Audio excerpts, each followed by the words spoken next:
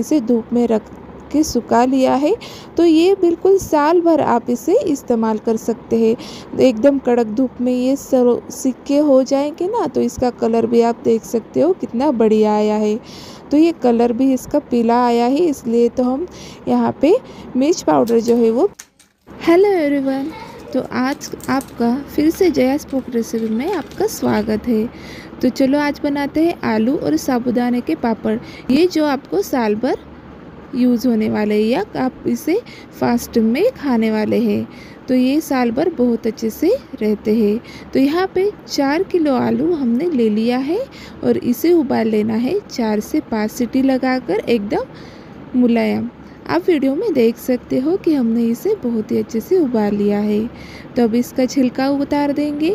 सभी आलू का हम छिलका उतार लेंगे और ठंडा होने के बाद इसे हम ये छन्नी के साथ इसे स्मैश करते जाएंगे।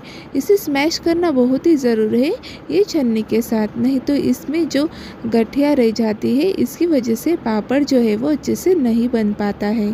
तो चलो हम इसे पूरी अच्छी तरह से क्रश कर लेते हैं। एक दिन पहले हमें एक और तैयारी कर लेनी है। तो पहले हमने यहाँ पे साबूदाना लेके आना है।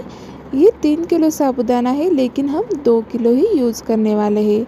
तो 2 किलो साबूदाना अलग कर देंगे। कढ़ाई रख देनी है गैस के ऊपर और गैस का फ्लेम मीडियम कर देना है। मीडियम फ्लेम पे हमें ये साबूदाना भून लेना है। 2 kg हमें यहाँ पे साबूदाना यूज़ करने वाला है। तो ये कच्चा साबूदाना है।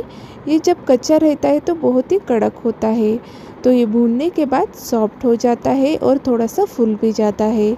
तो ये साबूदाना हमने लगभग 2 से 3 मिनट तक मीडियम आंच पर भून लिया है। भूनने के बाद हमें इसे बड़े से परात में रख देना है, जिससे कि ये ठंडा हो जाए।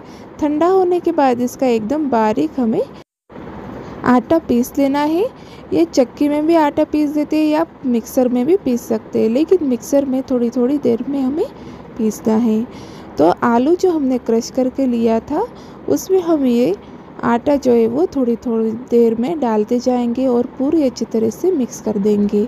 तो यहाँ पे 2 टेबल स्पून मैंने मिर्च का पाउडर डाला है। तो ये बहुत ही तीखा होता है, तो ये सूखने के बाद और भी तीखा लगता है, इसलिए हमें इसमें कम ही यूज़ करना है। और नमक तो यहाँ पे मैंने 4 बड़े टेबल स्पून इसमें इस्तेमाल किया है। ये अच्छी तरह से हमें मिला लेना है। मिलाने के बाद मसल देना है। मसलने के बाद हमें इसे तेल लगाकर ऊपर से इसे ढक देना है, जब तक कि हमारे पापड़ बनाने का पूरा प्रोसेस होता है। हम तैयारी कर लेते हैं तब तक के लिए। तो तैयारी हो चुकी है पूरी।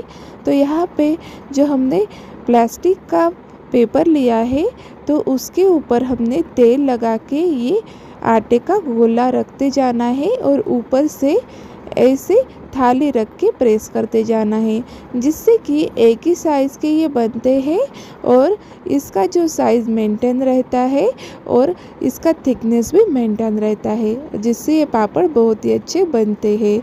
तो यहाँ पे मैंने 2-3 आपको बना के दिखा दिया है। तो आपको इस तरह से बनाना है।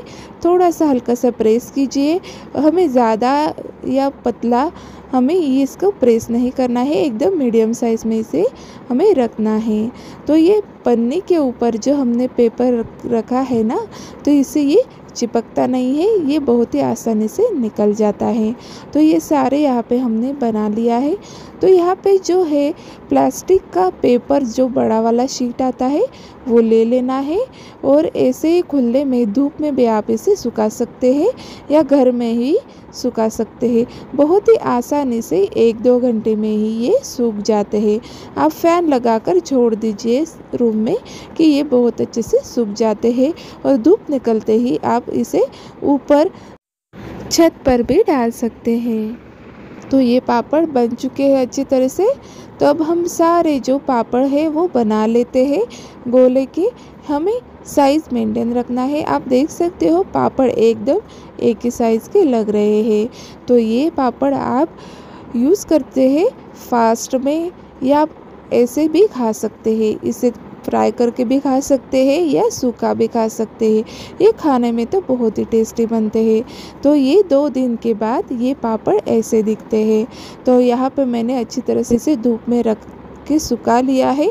तो ये बिल्कुल साल भर आप इसे इस्तेमाल कर सकते हैं। एकदम कड़क धूप में ये सिक्के हो जाएंगे ना, तो इसका कलर भी आप देख सकते हो कितना बढ़िया आया है।